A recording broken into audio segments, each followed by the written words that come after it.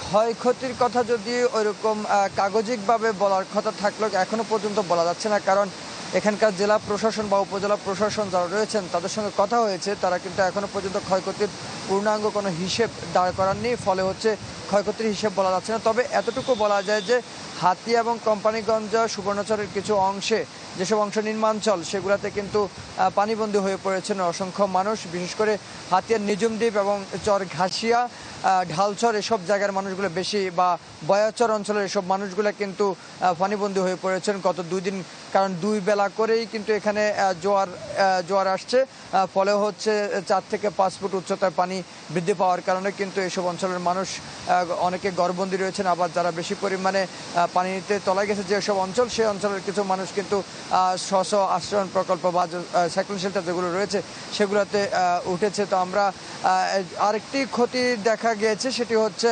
মাছের ঘের, যেসব মাছের ঘেরগুলো রয়েছে এসব অঞ্চলে, সে মাছের ঘেরগুলোতে কিন্তু পানি উঠে গেছে, ফলে হচ্ছে মাছগুলো ভেসে গেছে, এরকমটা বলেছে অনেক ঘের মালিকরা। এছাড়া ফসলি জমি তেমন একটা ক্ষতিগ্রস্ত হয়নি, এই কারণে যে রবি শস্য যেটি ছিল সেটি কিন্তু উঠে গেছে। তবে হয়তো নতুন করে যে ধান আবাদ করবে সেক্ষেত্রে হয়তো কিছুটা ক্ষতিগ্রস্ত হতে পারে যদি বেশি পানি সৃষ্টি হয়। আগামী 2-4-5 দিনে যদি এসব পানি যদি বের না হয়ে যায় তাহলে হয়তো কৃষকরা ক্ষতিগ্রস্ত হবে।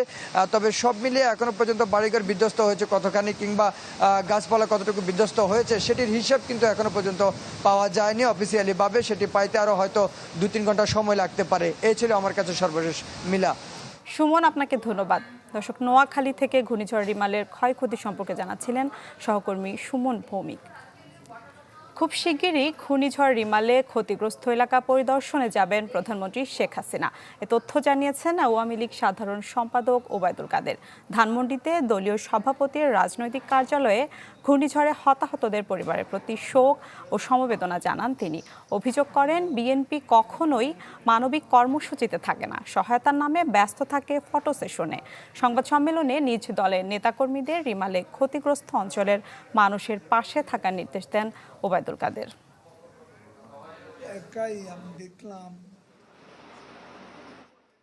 আমাদের যে বিভাগীয় টিমগুলো তারা যেখানে যেখানে ক্ষতিগ্রস্ত হয়েছে সেই সব এলাকার খোঁজখবর নিচ্ছেন, এবং তারাও আবহাওয়ার উন্নতি হলে ওইসব এলাকা পরিদর্শনে যাবেন, ক্ষতিগ্রস্ত মানুষকে সাহায্য সহায়তা করবেন।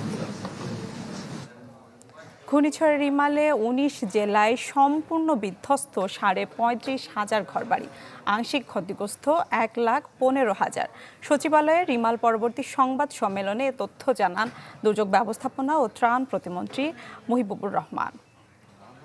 আমাদের যে যোগাযোগ ব্যবস্থার জন্য আমাদের রোড সহ বিভিন্ন স্থানীয় সরকার সহ বিভিন্ন মন্ত্রণালয় কাজ করতেছে। এক কথায় আমাদের কার্যক্রম অব্যাহত রয়েছে যতক্ষণ পর্যন্ত আমরা সম্পূর্ণভাবে বুঝবো যে এই ঘূর্ণিঝড়টি থেকে আমরা নিরাপদ, ততক্ষণ পর্যন্ত আমাদের সমস্ত কার্যক্রমগুলি অব্যাহত থাকবে। দর্শক, বেক্সন ইলেকট্রিক্যালস অ্যান্ড ইলেকট্রনিক্স দেশ 24-এ নিচ্ছে একটা বিরতি, পিছিয়ে একটু পরেই, সাথেই থাকুন।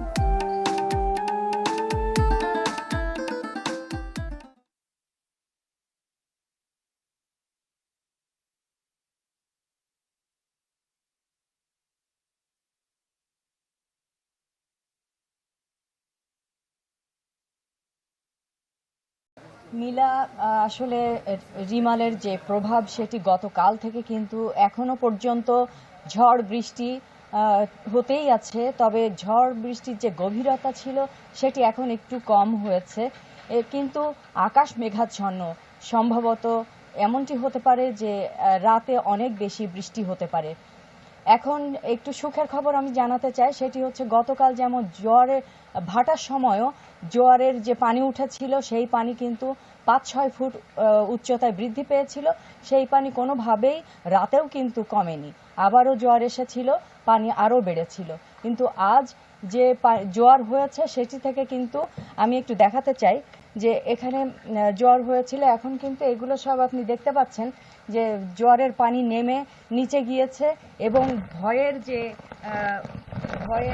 বিষয়টি সেটি কিন্তু এখন থাকছে না। এখানে আমি আরেকটু বলতে চাই যে দেখুন, গাছপালা যেভাবে নড়াচড়া করছিল, গাছের ডাল ভেঙে যাওয়ার মতো অবস্থা হচ্ছিল এবং পানি আছড়ে পড়ছিল, সেই জিনিসটি কিন্তু এখন নেই। আমি আর একটু জানাতে চাই যে আসলে আমি দু একটা এলাকা ঘুরে দেখেছি, আমার চোখের সামনে আমি দেখতে পেয়েছি কিছু কিছু কাঁচা ঘরবাড়ি ভেঙে পড়েছে। তারপর এখনো কিন্তু সরকারিভাবে ওইভাবে কিন্তু ক্ষয়ক্ষতির খবর আমরা জানতে পারিনি। যখন জানতে পারবো অবশ্যই আপনার মাধ্যমে জানাবো। এবং একটি কথা বলতে চাই, সেটি হচ্ছে এই সুন্দরবন কিন্তু এবারও এই রিমালের মতো ভয়াবহ ঝড় থেকে কিন্তু এই উপকূলবাসীকে বাঁচিয়েছে। এজন্য সুন্দরবনকে অবশ্যই রক্ষা করতে হবে সব মানুষের। এই ছিল রিমালের সর্বশেষ পরিস্থিতি। ময়না, আপনাকে ধন্যবাদ। দর্শক, সাতক্ষীরা থেকে যুক্ত হয়েছিলেন সহকর্মী আমিনা বিলকিস ময়না। ঘূর্ণিঝড় রিমালের প্রভাবে ভারী বৃষ্টিতে জলাবদ্ধতা সৃষ্টি হয়েছে নারায়ণগঞ্জে। দর্শকের বিষয়ে আরও জানাতে সরাসরি যোগ দিচ্ছেন সহকর্মী আহসান সাদিক। মিলা, ঘূর্ণিঝড় রিমালের প্রভাব কিন্তু নারায়ণগঞ্জেও পড়েছে। বিশেষ করে সকাল থেকে কিন্তু দমকা হওয়া এবং প্রচণ্ড বৃষ্টি হচ্ছে, এবং এই বৃষ্টির কারণে কিন্তু যে নারায়ণগঞ্জের নিচু যে সকল স্থান রয়েছে সেই সব স্থানে কিন্তু আসলে জলবদ্ধতা সৃষ্টি হয়েছে। এবং সেই সাথে যদি জানাই যে নারায়ণগঞ্জের সদরে যে সকল মহাসড়কগুলি রয়েছে সেখানেও কিন্তু আসলে জলবদ্ধতা সৃষ্টি হয়েছে।